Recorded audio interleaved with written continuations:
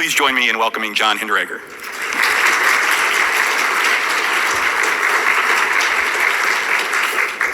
Thank you very much.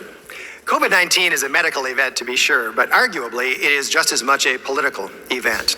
And I'm afraid that what it says about the current state of our politics is not positive. When news of the Wuhan flu first arose, the immediate reaction from almost everyone was, what is the government, in particular the federal government, going to do about it? We've seen endless references to government, President Trump and the governors, handling the coronavirus, and heard about things government is doing to fight the virus. Now, this is a very different reaction from past epidemics. In 1968, the Hong Kong flu killed 1 million people worldwide and more than 100,000 in the US when our population was much smaller. I was a college student in 1968, and I have no memory of a virus going around at that time. Schools and businesses were not shut down, and no one imagined that it was the government's job to handle or to fight that virus. It wasn't even much of a news story. It has been pointed out that the Woodstock Music Festival was held while the Hong Kong flu epidemic was still going on in 1969, and that is true. To say that there was no social distancing at Woodstock would be an understatement, but at the time, no one thought anything about it. But that was a different era. Today, most Americans seem to have lost the idea that our government is supposed to be limited, especially the federal government, and that government is not omnicompetent.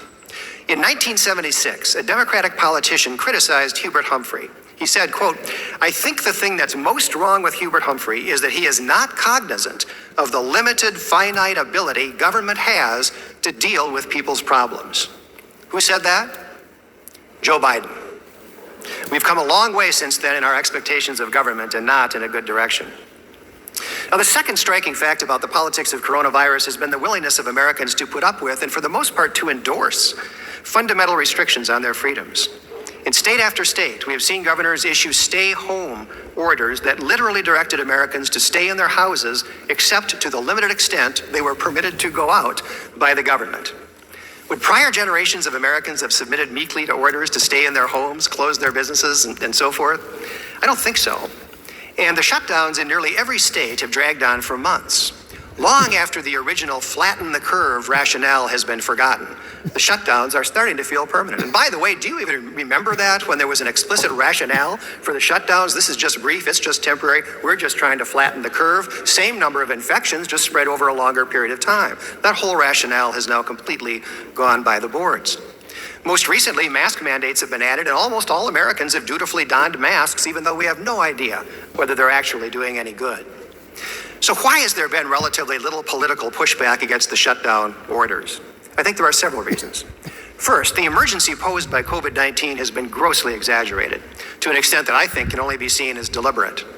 Remember that early on, government at all levels purported to be acting in reliance on models that predicted millions of deaths in the United States. My own state, Minnesota, created its own model that predicted more than 70,000 deaths in our state without a shutdown and 50,000 deaths with a shutdown. We learned later that the model had been created by a few graduate students over a weekend, but by then it was too late. All of these models turned out to be ridiculously off target. But instead of saying, oops, never mind, governors simply kept in place the lockdown orders that originally had been predicated on them.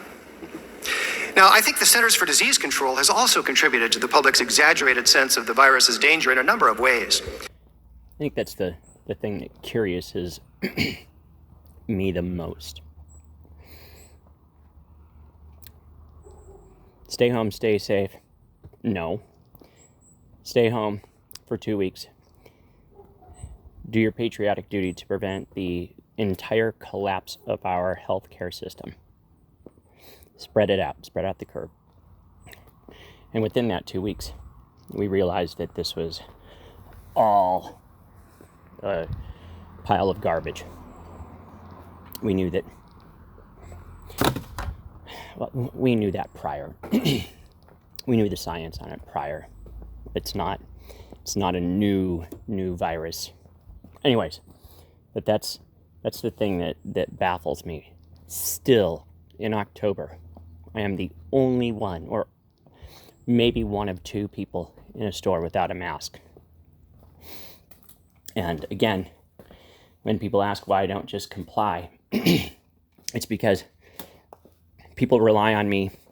I have a community that relies on me for factual information health, scientific information. And if I'm throwing a mask on just to, not even a mask, I could literally put anything over my face and they would let me in. I've tested it just to observe the complete and utter absurdity of it, of what passes as keeping safe or other people safe. And in fact, that's probably the greatest, greatest hoax that has been perpetrated on the United States, that I'm not wearing the mask for me, I'm wearing it for somebody else. No, you're not. Unequivocally, no, you're not. The mask mandates didn't really go into play until, June? July? So March, April, May, June. So that whole time, as we were originally told that, as Fauci joked about how useless the masks were, and then we see picture after picture after picture of Fauci out and about with a mask around under his chin,